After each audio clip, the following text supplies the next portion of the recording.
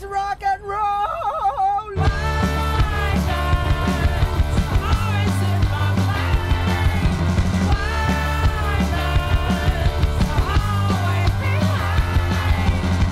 Hey, bonjour! Bienvenue à Sur le bord du ruisseau de la Grande Prairie. Aujourd'hui, c'est un épisode rock and roll. Je me fais plaisir. C'est pour ça qu'il y a de la musique des Fractopus. On va parler du terrain de Raymond Logistique, le Mordor. Avant ça, c'était la friche boisée, la Canadian Steel Foundries. Quand tu vois, là, c'est écrit en avant de la bâtisse en 72. On va aussi parler du boisé du ruisseau Mawson. C'est plus de la boîte, là.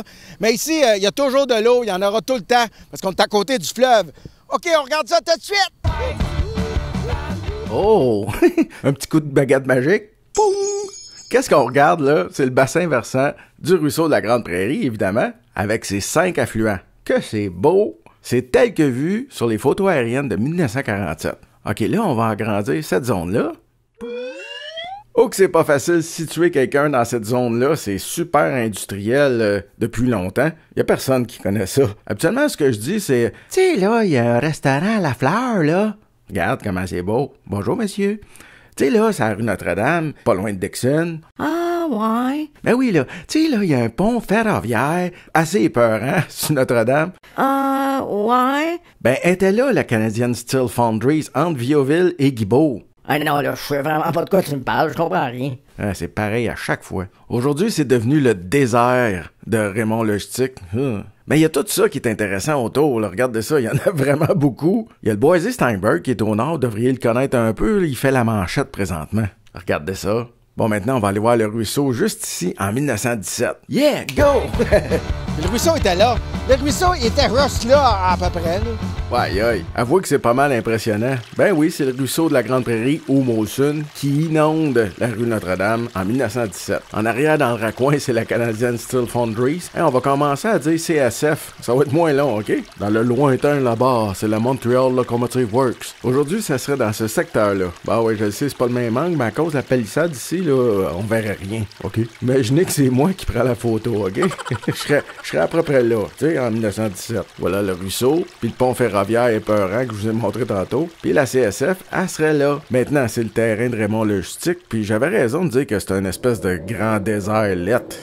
J'ai une autre superbe photo d'inondation, mais cette fois en 1929. C'est encore la rue Notre-Dame, mais on s'en va vers le centre-ville. Le pont ferroviaire épeurant, il est là. Puis à l'endroit où se trouvent les enfants, c'est le ruisseau Mawson ou de la Grande Prairie qui déborde dans la rue. Puis là, ici, on a la maison Allen Picard. Oh, attention. Bon, Frac, qu'est-ce que tu fais là? Tasse-toi, maudit, là, t'es dans ma transition. Fait qu'aujourd'hui, ça aurait l'air de ça. La rue Notre-Dame, le pont ferroviaire. Puis la maison Allen Picard, elle serait à peu près là, au travers de Vaupac Terminal. Regardez ça, cette belle maison ancestrale construite en 1740, quand même. Ben, déjà en 1955, elle était pognée d'un réservoir de Vaupac. T'as peut-être pas Vaupac dans ce temps-là, mais peu importe, c'était lettre. Bon.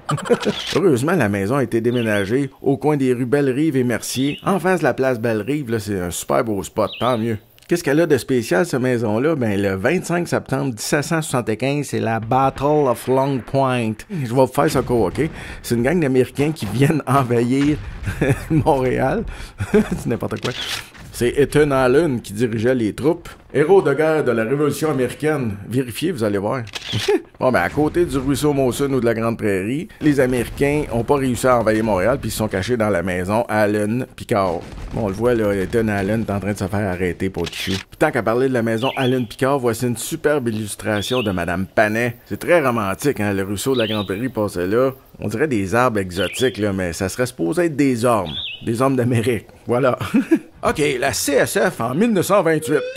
Regarde de ça, le beau ruisseau Mawson ou de la Grande Prairie, toi. Oh, que c'est beau. Maintenant, en 54. La CSF et le beau ruisseau, tadam. Non, mais sans joke, là, c'était quand même large, là. C'était profond, ce ruisseau-là, là. Wow, regarde ça, c'est superbe. D'ailleurs, j'ai un beau témoignage de M. Di Marco. C'est un ancien employé de la CSF, puis il se souvient d'avoir rencontré des pêcheurs sur les rives du ruisseau. On y pêchait des poissons de 20-30 cm, wow! Mais le ruisseau était rempli avec toutes sortes de cochonneries venant des fournaises et des fours, malheureusement. Voilà justement M. Di Marco. Bonjour! On est en train de couler la plus grande turbine en un seul morceau pour les projets de la baie James, la grande, environ 350 000 livres bruts. Il y avait juste la CSF à ce moment-là qui était capable de faire ça.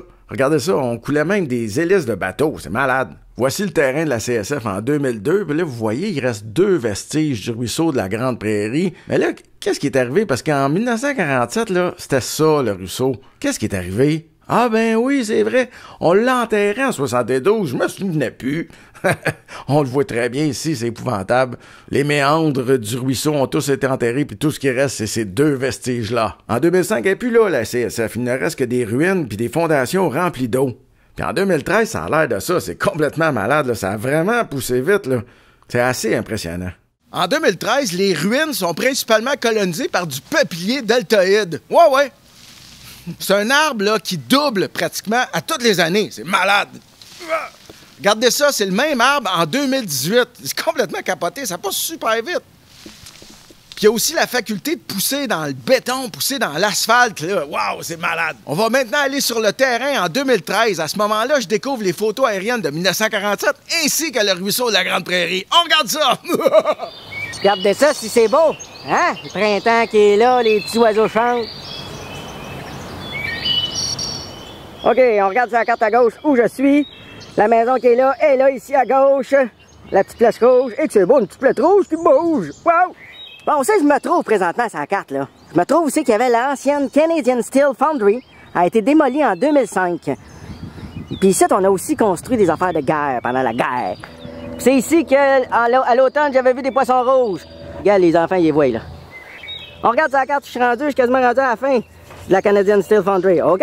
Bye! OK, c'est ici qui tombe. Ça va dans les égouts, ici. Ah. On a bizarrement une clôture qui fait le même S. Vous voyez, là, il y a comme un S, là, à gauche, là.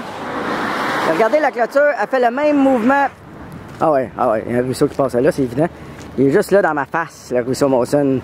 Non, mais hein, avez-vous vu ça, les méandres du ruisseau en 1947, comment c'était impressionnant, c'était immense, wow, moi je capote. En 2013, il reste juste ça, tout le reste a été enterré. Bon, aujourd'hui, oubliez ça, il n'y a plus rien, c'est un désert, c'est de l'herbe, tout a été coupé, puis même le vestige du ruisseau a été enterré. Oh, c'est triste en tabarouette. Ouais, mais là, monsieur, là, ressaisissez-vous, on vous aime mieux de bonne humeur. OK. Hey, vous vous souvenez, cet été, il y a eu une grosse descente de police sur le terrain de Raymond Logistique. Un gros party. Regardez ça. En tout cas, on peut dire que sur ce terrain-là, il y en a eu beaucoup des raves. Il y a aussi eu des gros parties. Ben oui. Ouais, bon, bonjour tout le monde. Des plus petits parties. Ben oui. On pouvait observer des affaires bizarres telles que des camions brûlés. C'est bizarre. Les fondations de la CSF pleines d'eau, hein, inondées. Mais il y en a même qui se baignaient là-dedans. Ils nommaient ça les piscines. Mais attention, il y avait même des quenouilles. C'est super cool. Les populaires poissons rouges. C'est étrange, ça. Et une grande variété d'algues. Je connais rien là-dedans, mais il y en avait de toutes sortes. Beaucoup de canalisation pour le ruisseau qui était très dangereuse. De l'art urbain. C'est beau. C'est couleuré. On a eu droit à des spectacles de cracheurs de feu. Bading, badang, toi. Attention à ta barbe. Il y a eu là, je crois, une grande variété de feux. Des gros et des braiseux. Comme celui-là. Et une populaire série de vidéos à 126%. 126%? Oui, c'est ça, 126%. Puis il y avait vraiment souvent un gars qui se promenait avec sa caméra pour observer la flore. Tu sais, un weird, là. Hein? Puis je vous remercie beaucoup, on se voit bientôt. Merci.